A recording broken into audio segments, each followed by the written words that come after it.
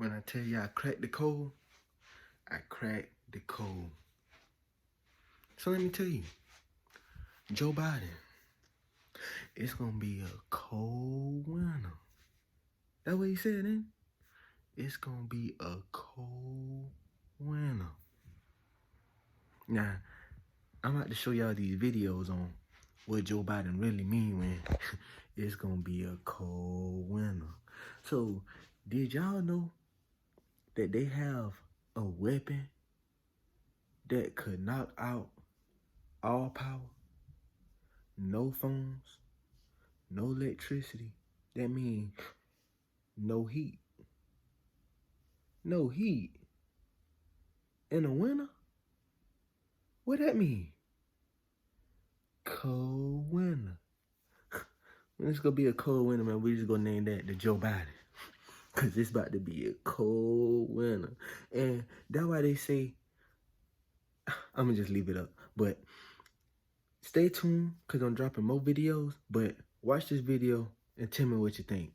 I'm not trying to fearmonger y'all. I'm just trying to tell y'all, be prepared, man. You don't know them.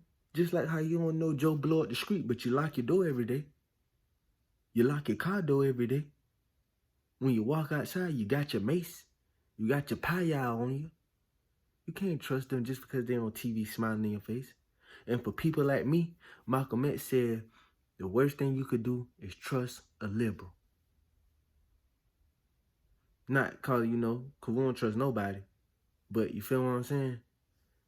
Man, watch this video and tell me. Is the fact that what North Korea is at least claiming about this last test is talking about a powerful electromagnetic pulse that they say could knock out entire cities in the U.S. It seems to me the stakes have gotten higher when this is not just a hydrogen bomb, which is massive enough, scary enough, but when you walk through this, what exactly is an EMP? It's the burst of radiation when a nuclear weapon is detonated above the Earth.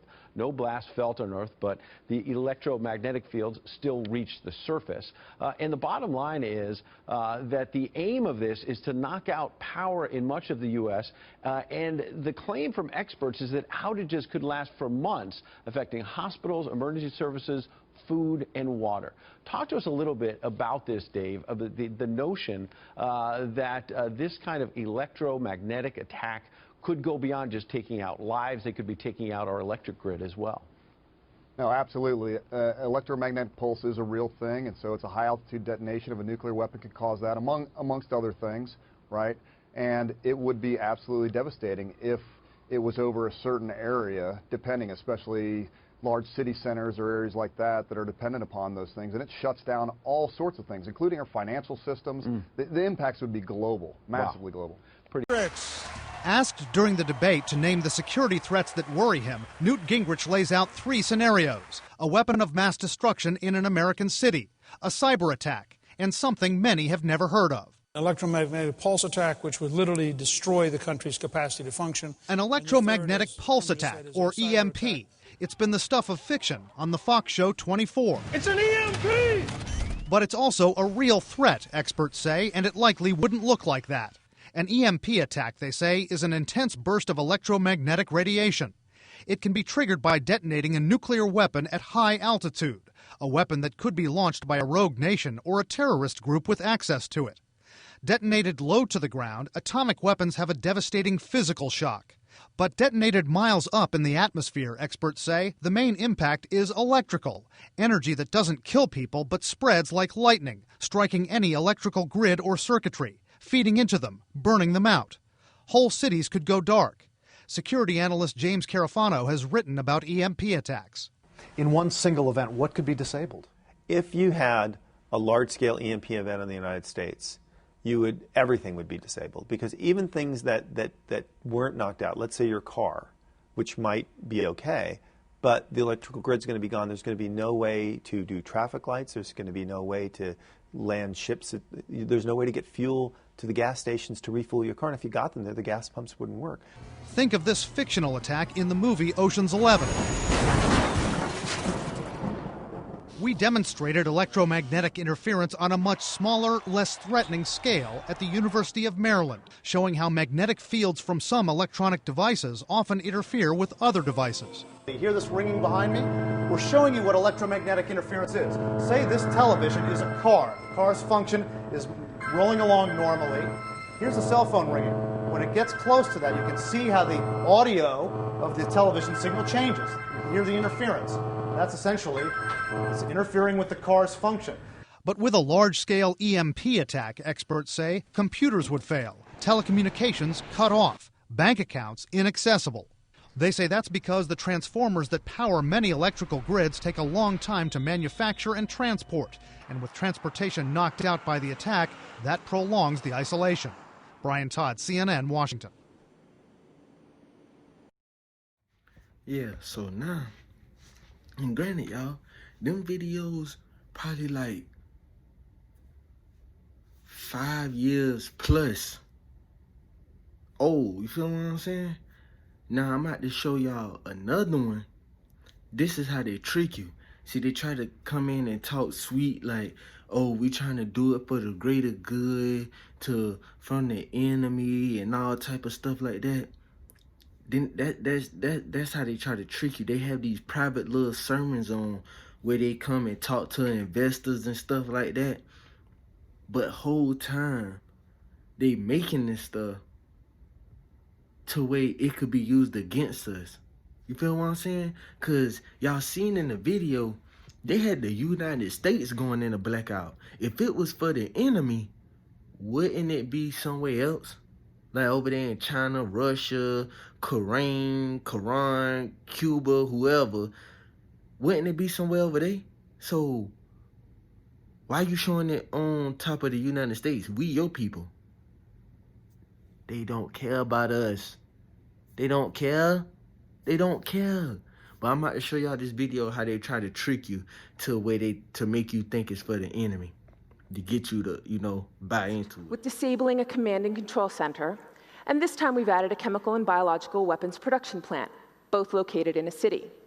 We choose to use a CHAMP-like weapon. You see a bomber fly in and drops off the cruise missile, which houses that high-power microwave system.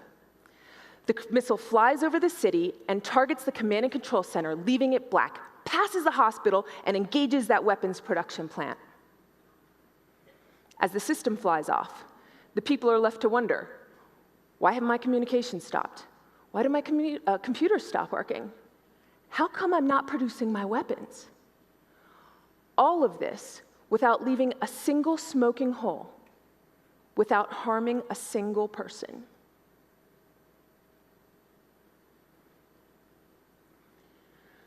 Stop our adversaries without harming a soul. Why aren't we using this? Well, there are a lot of challenges to adopting new technologies. I mean, let's face it, change is hard, right? Some of these systems can be kind of pricey, but we are working on ways to make them more affordable. A particular challenge for microwave weapons is, was it effective? I mean, when you leave a building in rubble, it's pretty easy to know that whatever was going on before in that building is probably not going on now. But when you do no damage, how can you tell? We're working on solutions to that too, and we will solve those problems.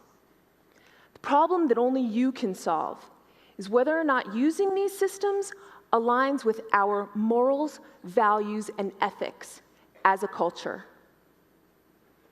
Only you can decide. You heard what she said, man. You decide. You have a choice to either live on your feet or down on your knees. Yeah, I'm stomach growling, I'm kind of hungry, but live on your feet or down on your knees, man. You had the choice to fight or just walk out here clueless. Because clearly they planning something that you don't know about. Like I said, I'm not trying to fearmonger y'all. Anything what I'm saying is, man, be prepared, man. Ain't nothing wrong going to buy bullets and just having them. Ain't nothing wrong with going to buy water and canned food just to have it. Ain't nothing wrong with having lighter fluid and all type of stuff just to have it. You never know what could happen. Ain't nothing wrong with having a little blow-up raft. Shit, it might be a flood. You never know, man. That's why I say, man, be prepared for anything. When you stay ready, you ain't got to get ready, man. It's a spiritual and physical warfare going on, man. So get right with whoever you get right with. And stay peaceful, stay calm, and stay prepared. Peace, love, and happiness upon you all, man.